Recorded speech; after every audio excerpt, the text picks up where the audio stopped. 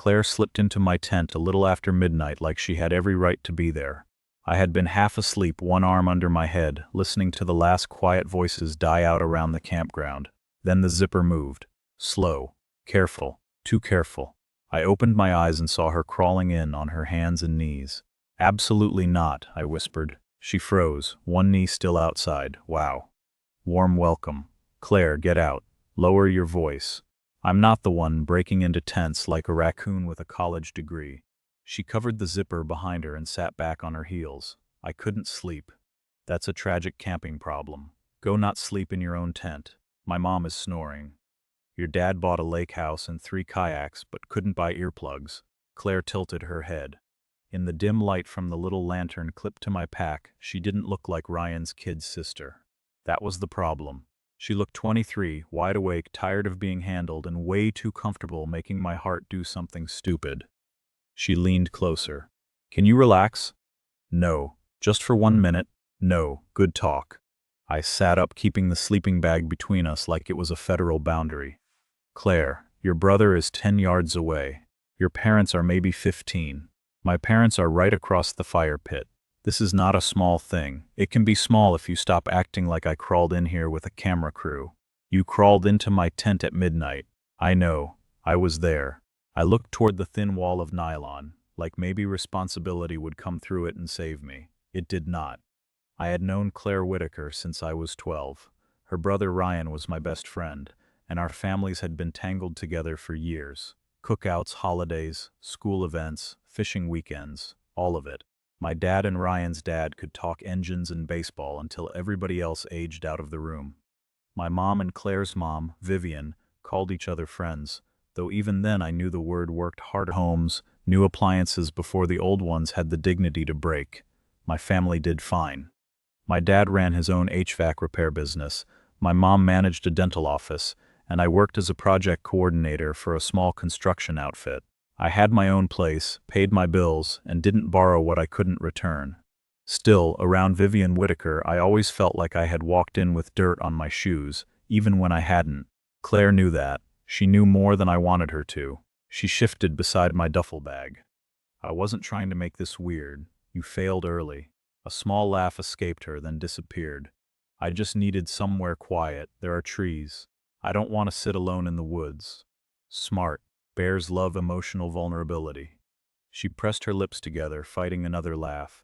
Then she looked down at her hands. That quiet changed the whole tent. I lowered my voice.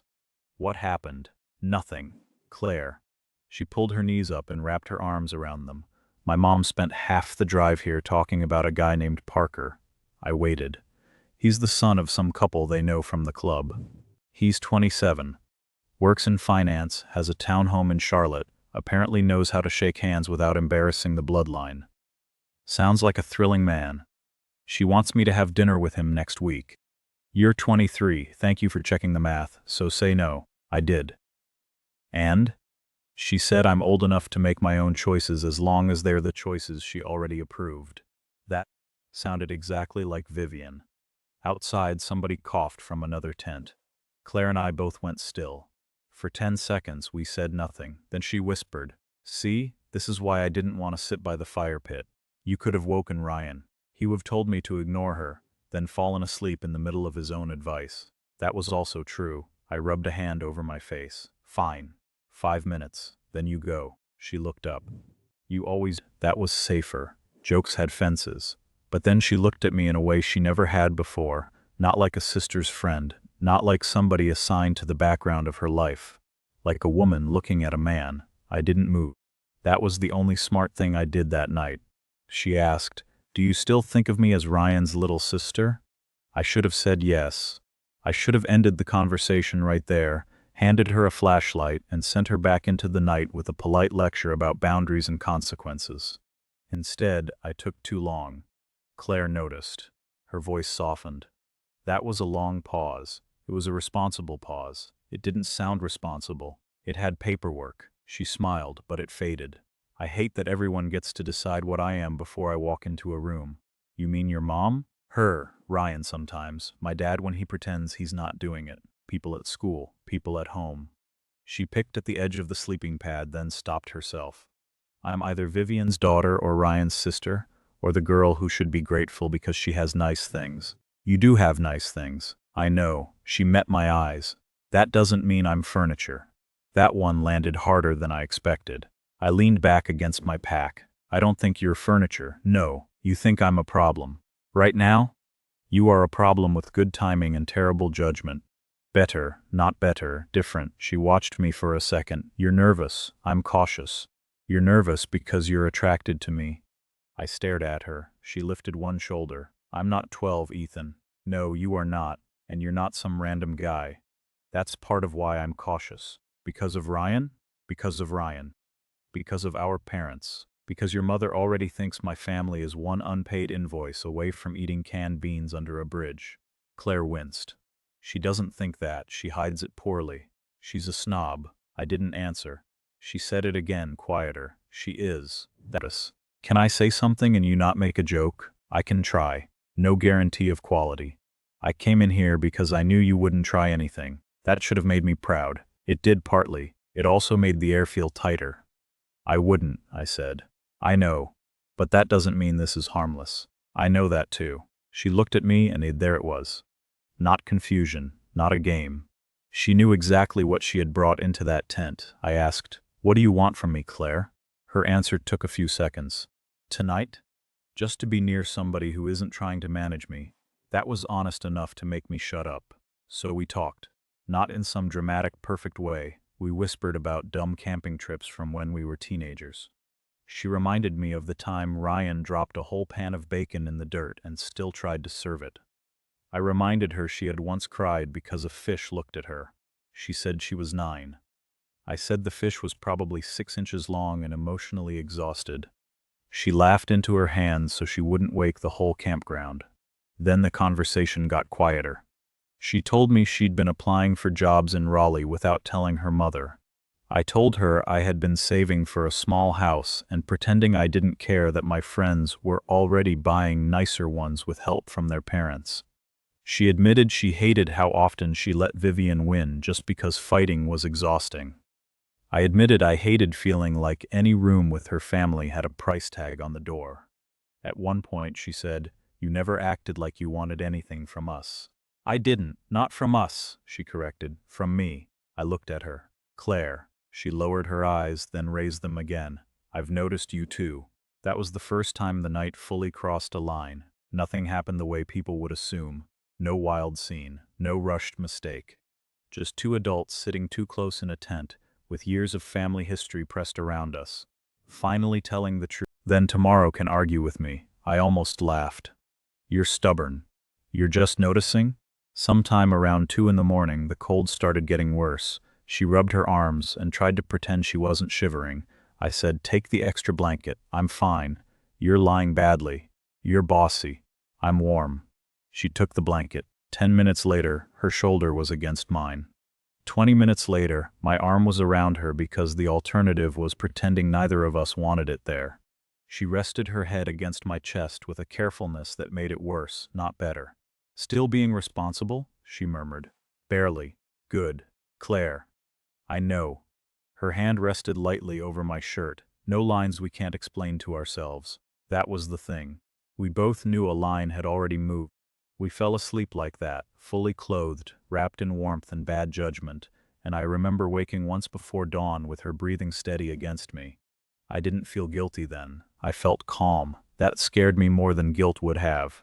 Morning came with birds, footsteps, and Vivian Whitaker's voice slicing through the campground. "Claire?"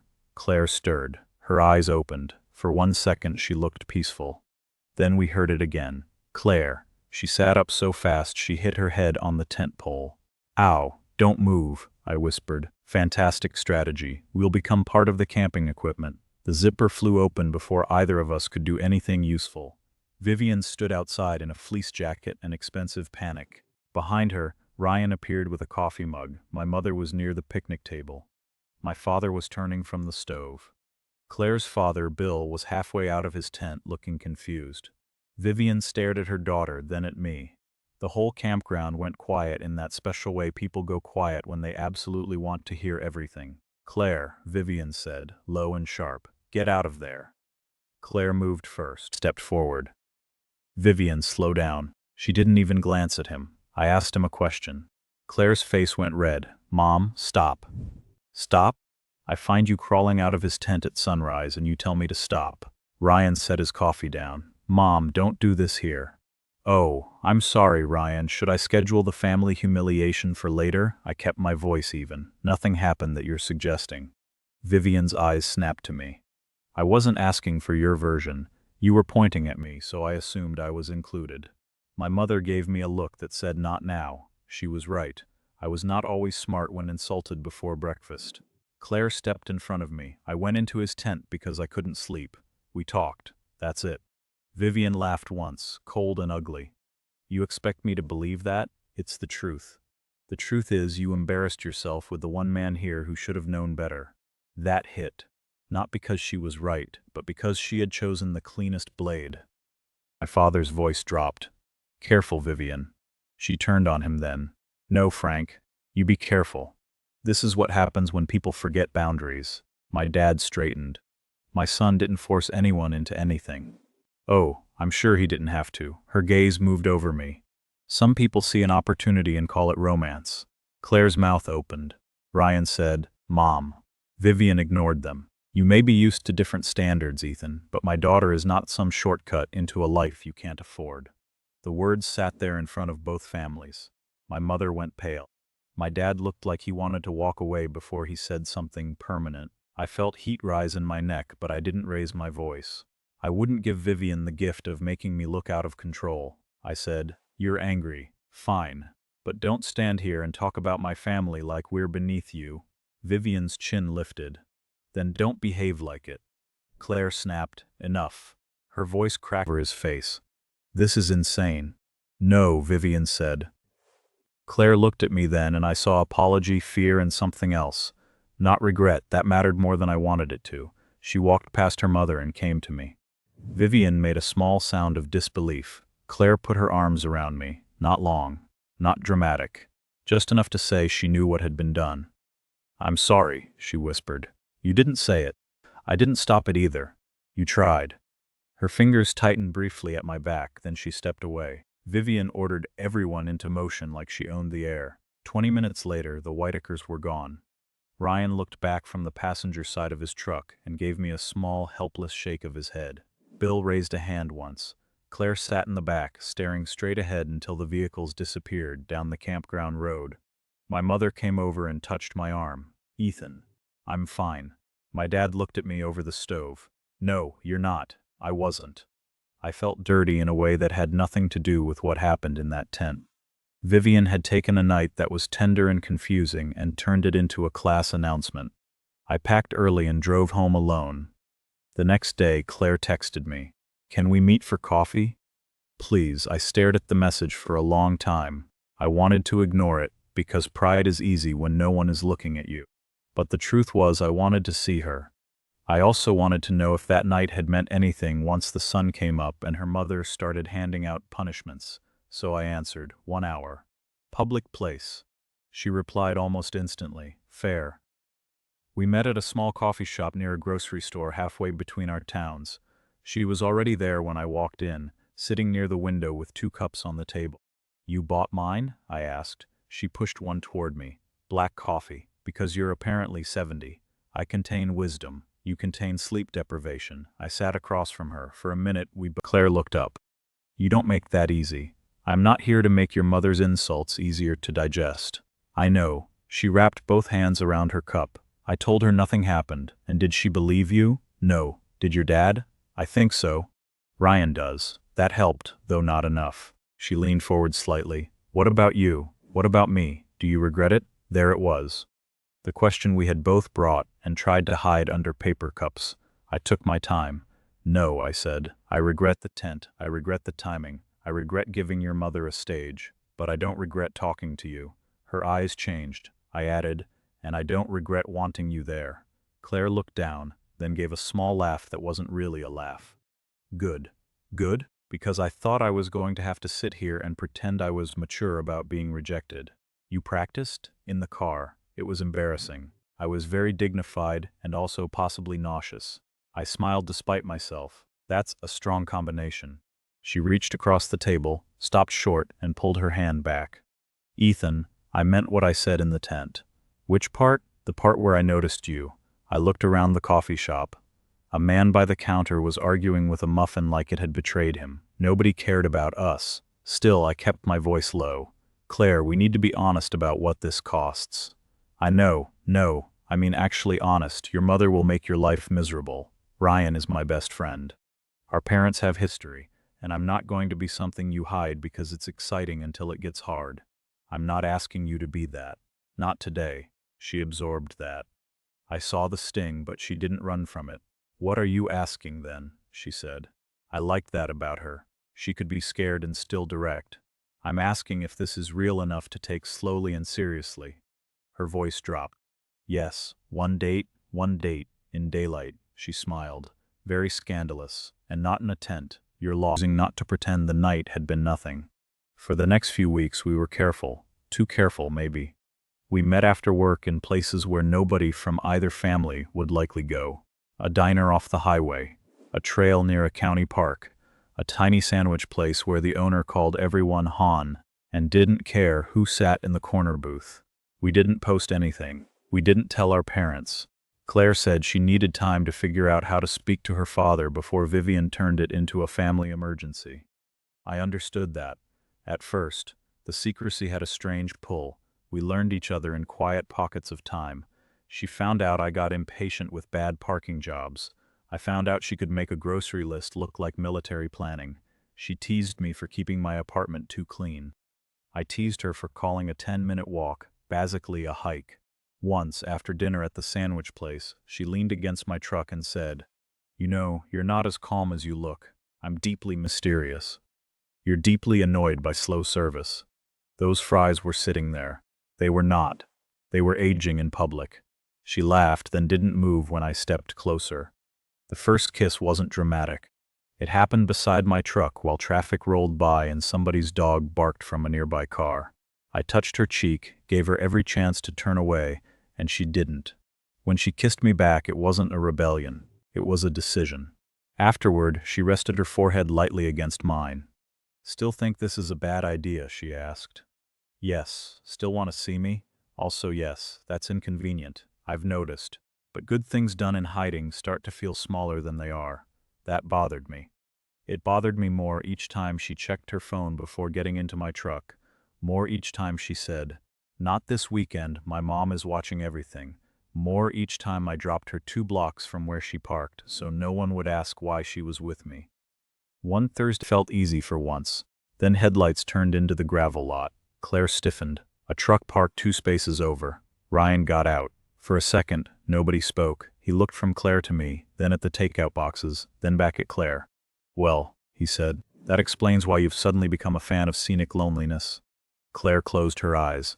"Ryan," he pointed at me, "you walk." I got off the tailgate.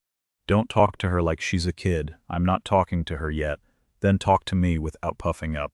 Ryan stopped in front of me. He was my best friend, but he was also her brother. Both things showed on his face. How long? A few weeks. A few weeks. He looked away, then back. "After the camping disaster, you thought, let's add gasoline but do it quietly." Claire stepped down. "I'm standing right here." Ryan turned to her. "I know. I'm trying not to lose my mind in your direction." "Try harder." He let out a breath. "Mom thinks something is going on. Mom thinks everyone is doing something wrong unless she planned it." "She's planning, Claire." That made her go still. Ryan looked at me. "She's pushing Parker Langford. Dinner next week. His parents are already involved. She's telling Dad it's just networking, but it isn't." Claire's face tightened. "She has no right. She thinks she has every right." Ryan rubbed his jaw. "And if this comes out wrong, it's not just Mom yelling. Our dads get dragged into it. Your dad and mine have been friends longer than we've been alive."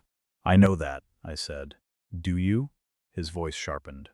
"Because right now you're sneaking around with my sister and I'm supposed to decide whether to punch you, cover for you, or start charging you for emotional labor." Claire snapped, "Don't you dare make this only his fault." Ryan looked at her. "I'm not. Then stop acting like I was carried here." "I'm acting like Mom is going to use this to break everyone in half." He wasn't wrong. The old me would have apologized until the ground swallowed me. That's a nice line. It's not a line. Then what is it? A boundary. Claire looked at me. I continued. I won't keep being the guy she sees in places far enough away to deny. If we need time, fine.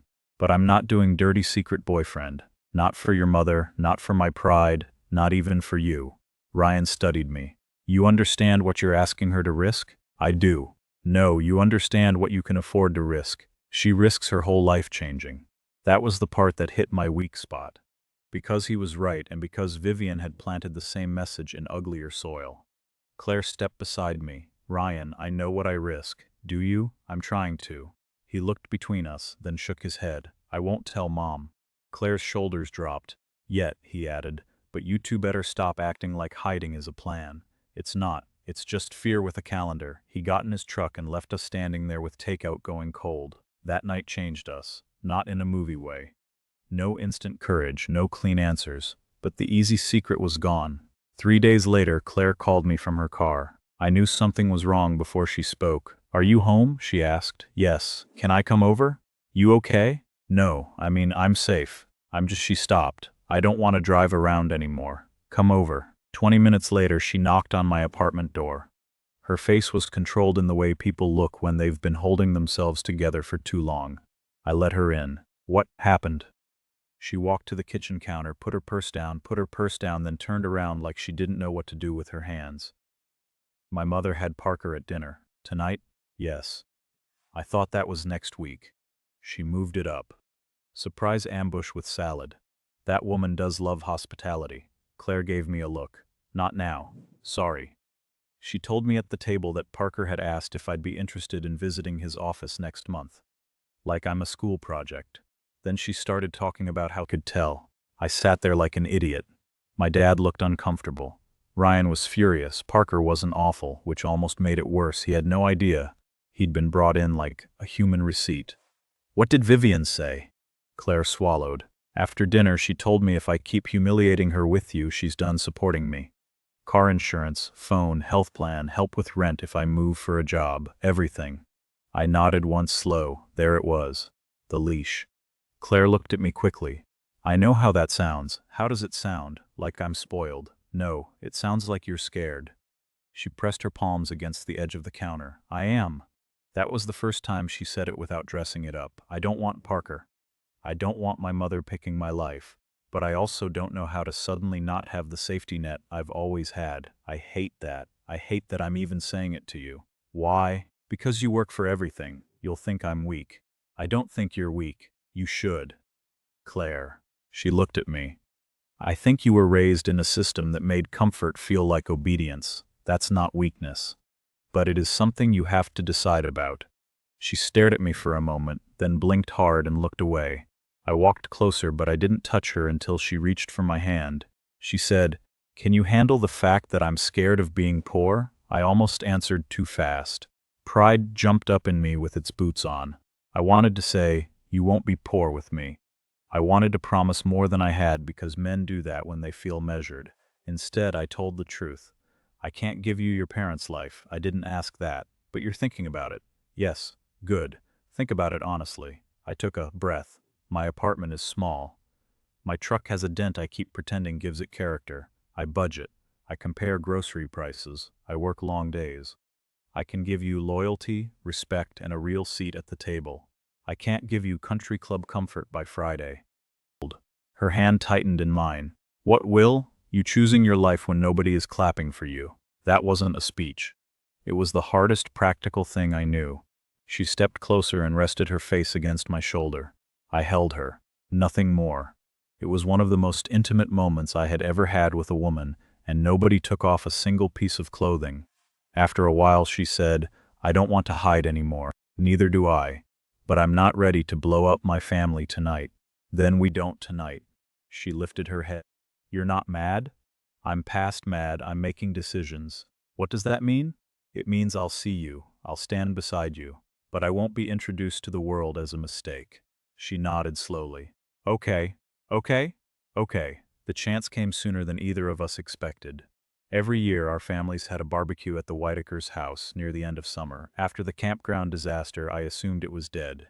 Then my father called me on a Friday and said Bill wanted everyone there. Trying to patch things up, Dad said, or trying to pretend things didn't happen, maybe both. I don't know. Dad got quiet. Son, you don't have to go. I looked around my apartment. Claire had been there the night before, sitting on my couch with her shoes tucked under her, helping me fold laundry while pretending she wasn't nervous about her mother. I thought about Ryan at the Overlook. Hiding is not a plan. I'll go, I said. The barbecue was exactly what I expected and somehow worse. Bill hugged my dad too hard. My mom brought a casserole like peace could be baked at 375. Ryan met me near the garage and muttered, "Brace yourself." Always encouraging. I'm serious. Mom is in rare form. Does rare mean undercooked? He almost smiled. You're going to get us both killed. Claire came out a few minutes later. She looked beautiful, but more than that, she looked tired of pretending. Our eyes met across the yard. She didn't come to me. Not yet, I called. How nice you could make it.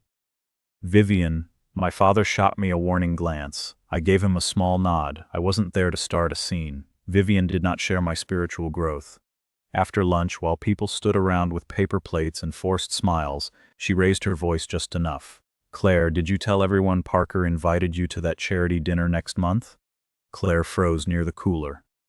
Ryan muttered, "Here we go." Bill said, "Vivian." "What?" Vivian smiled at him. "It's good news. Parker comes from a wonderful family, ambitious, settled. The kind of young man who understands responsibility." My mother looked down at her plate. My father stopped talking to Bill. Claire said, "I didn't agree to go." "Nonsense. You said you would think about it." "That means I didn't agree." Vivian's smile tightened. "Don't be difficult." I stood near the edge of the patio, feeling every old insecurity Vivian had ever fed into me, second-rate, useful but not equal. Welcome at the grill, not in the family. Claire looked at me again. This was the moment. Not because I needed to rescue her. She didn't need a rescue. She needed to know whether I would keep standing in the shadows while her mother sold a version of her life to the yard. I set my plate down. Ryan saw me move. "Ethan." I walked across the grass. Conversations thinned out. Vivian watched me with satisfaction, like she expected me to embarrass myself. I stopped in front of Claire and held out my hand. Not grabbed, offered. She looked at it, then at me. I said, "I'm done hiding."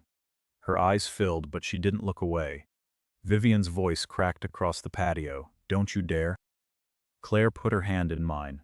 The yard went silent. I turned with her beside me. Claire and I are together. We didn't plan it to upset anyone. We didn't do it to disrespect either family. But it's real, and I won't stand here while people discuss her like a business decision. Vivian stared as if I had spoken another language, swallowing things. Vivian stepped forward. "Claire." Let go of his hand. Claire's voice shook, but she answered, "No, you are making a spectacle of yourself." "No, Mom, you did that already." A neighbor suddenly found the fence fascinating. Vivian pointed toward the house. "Inside now." Claire didn't move. I said now. Claire's hand trembled in mine, but she held on. "I'm not going inside so you can tell me what I'm allowed to feel." Vivian laughed sharply. "Feel? You think this is about feelings?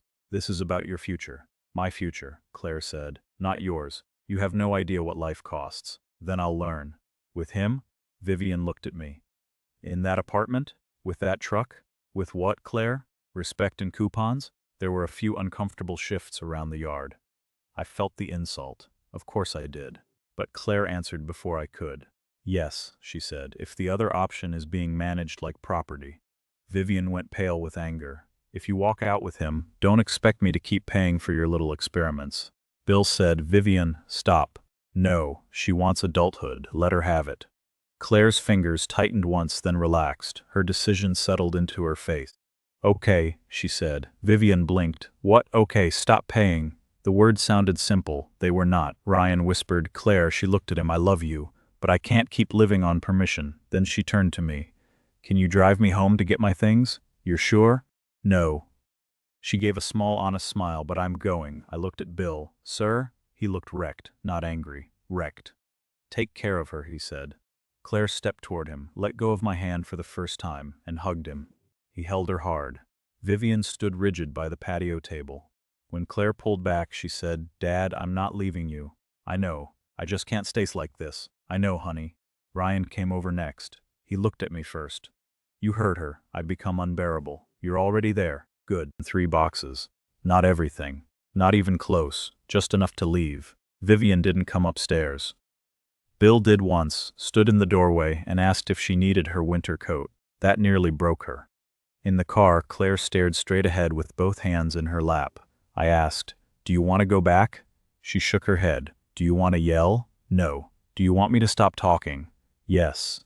So I did. My apartment looked smaller when I opened the door with Claire carrying 1 box and a life she had just torn out by the roots. She stepped inside, looked around, and said, "Well," I winced. "That good?" She set the box down. "Your couch is ugly. It has supported me through hard times. It looks like the hard times won." Rude, but not inaccurate. She laughed, and some of the fear left the room. The next few weeks were not cute in the way people imagine. Claire cried in the shower once and thought I couldn't hear. She had to change her phone plan, apply for jobs more aggressively, learn what bills actually looked like when they had your name on them. She argued with her mother by text until she finally stopped answering every message. My grocery budget became our grocery budget, and my quiet evenings became shared space with someone who left coffee mugs in strange places and apologized too much for needing room. We had our first real fight over money. She bought a set of towels without thinking about the cost. I came home tired, saw the receipt, and made a face before I stopped myself. She caught it. "Say it," she said. "I didn't say anything. You made your budget face." "I don't have a budget face." "You absolutely have a budget face. It's like a disappointed accountant." I put my keys on the counter. "Claire, we talked about planning purchases. They're towels. They were expensive towels. I know that now." "That's the point." Her eyes flashed. "I'm not stupid. I didn't say you were. You looked at that receipt like I set fire to your paycheck. I also want us not to pretend this part is easy. I'm trying, I know. I don't know all your rules yet. They're not my rules. They're survival math." She looked away, embarrassed and angry. "I hate this. I know. No, I hate being bad at normal things." That softened me fast. I walked closer. "You're not bad at normal things. You're new to some of them." She wiped her cheek quickly. "That sounds like something a patient person would say." "I'm practicing. Don't get smug. Too late." She laughed despite herself, then leaned into me. We returned the towels, bought cheaper ones. They worked fine. That became our private joke whenever we had to choose carefully. "Luxury towels?" she would ask. "Survival math," I'd answer. It wasn't glamorous. It was real. I liked real more than I expected. Claire got a job with a nonprofit office in Raleigh, not high-paying but hers. She came home after her first day with sore feet and a proud smile. I answered phones, fixed a spreadsheet, and got called sweetie by a woman named Marge who scares the director, she told me. Sounds like rapid promotion. I may take over by Thursday. I'll prepare a speech. Make it short. I'll be powerful. At night we cooked cheap dinners, watched old movies, filled out job forms, argued about cabinet space, and learned each other without the thrill of hiding. The attraction didn't disappear. It got steadier, stronger, less like a secret and more like a home being built with mismatched tools. She still missed her family. She never pretended she didn't. Sometimes she'd read a message from Bill and sit quiet for a while. Ryan came by twice, once with pizza and once with a box of things she forgot. He inspected my apartment like a hostile landlord, then admitted the couch was emotionally unacceptable. I said, "Everyone's a critic." He pointed at Claire. "You chose this man. I chose the man, not the couch." Important distinction. The only person who didn't come around. For a second, neither of us spoke. She looked smaller outside her own house. Still polished, still controlled, but not untouchable. "Ethan," she said. "Vivian." Claire came up behind me. "Mom?" Vivian's eyes moved past me to her daughter. Claire was barefoot, wearing one of my old sweatshirts, holding a coffee spoon. The apartment was clean but modest. There was a stack of bills on the counter and a grocery list on the fridge. Nothing impressive, nothing shameful. Vivian took it in. "May I come in?" she asked.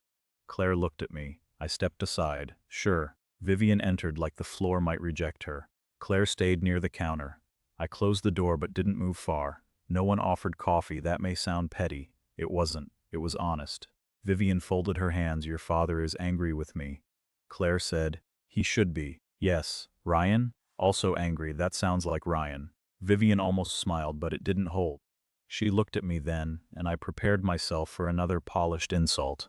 Instead, she said, "I owe you an apology." The room went very still. I didn't help her. Maybe that wasn't generous, but I needed to hear it clean. She continued, "At the campground and after I treated you like your value could be measured by what your parents earned and what you could provide my daughter materially. It was ugly. It was arrogant, and it was wrong." Claire's eyes filled again, but she stayed quiet. Vivian turned to her. "I was afraid." Claire gave a short laugh. "You were controlling, I was both." That was the first honest thing I had heard from her. Vivian looked around the apartment again, not with disgust this time, more like confusion. "I told myself I was protecting you from a hard life. Then your father asked me whether I wanted you safe or obedient. I didn't like the question." Claire whispered, "What did you answer?" "I didn't." Vivian's mouth tightened. That was the problem. She faced me fully. "I am sorry, Ethan. Not because this apartment is nice." "Once. Thank you," I said. Claire looked at me, maybe expecting more. I couldn't give more right away. Forgiveness is not a button you press because someone finally finds the right words. Vivian seemed to understand that. "I'm not here to pull you back," she told Claire. "And I'm not here to offer money with strings attached." Claire's chin lifted. "I won't take it. I know. Do you?" Vivian nodded. "I'm learning." Claire's voice shook. "You made me feel like loving him made me cheap." Vivian flinched. "Good. Some words should land." "I know," she said. "And you made him stand there in front of everyone while you talked about him like he was beneath us." "I know. He isn't." Vivian looked at me. "No, he isn't." Claire wiped her cheek with the back of her hand. "I still want you in my life." Vivian's composure cracked then. Not dramatically. Just enough. "I want that too," she said. They hugged in my kitchen. It was awkward at first. Then Claire held on harder. Vivian closed her eyes. I looked away because that moment belonged to them. When Vivian left, she paused at the door. "I will do better," she said. Claire answered, "We'll see." Vivian nodded. "Fair." Then she looked at me. "Take care of each other." I said, "We are." After the door closed, Claire leaned back against it. "You okay?" I asked. "No." Good answer. She laughed through what was left of her tears. "Come here." I did. She wrapped her arms around me and stayed there. Life didn't turn perfect after that. Vivian didn't transform overnight into a warm, easy person. She still had opinions. She still had a talent for making suggestions sound like board decisions. But she learned to stop at the line. When she didn't, Claire enforced it. When Claire got tired, I stood beside her. Not in front of her. Beside her. Bill visited first with a toolbox even though nothing needed fixing. My dad came over the same day, and the two of them spent 3 hours adjusting a shelf that had been fine before they arrived. I got promoted after a rough project finished under budget. We found a small rental house with a porch just big enough for 2 chairs and a stubborn plant Claire insisted would survive. My truck still had the dent. She said it gave it character. I told her not to steal my material. One evening, almost a year after that camping trip, we drove past a sporting goods store and saw tents stacked in the window. Claire pointed. "We should go camping again." I glanced at her. "That is a dangerous historical reference. I'll stay in my own tent." "No, you won't." She smiled. "Probably not." I reached across the console and took her hand. Back then, I thought my worth had to compete with what I couldn't afford. Vivian believed the same thing from the other side. Claire was the one brave enough to test both of us. It started with her crawling into my tent because she couldn't sleep. It lasted because, when morning came, we stopped letting other people decide what that night meant. Would you have taken Claire's hand in front of both families, knowing what it would cost? Do you think Vivian deserved a second chance after what she said?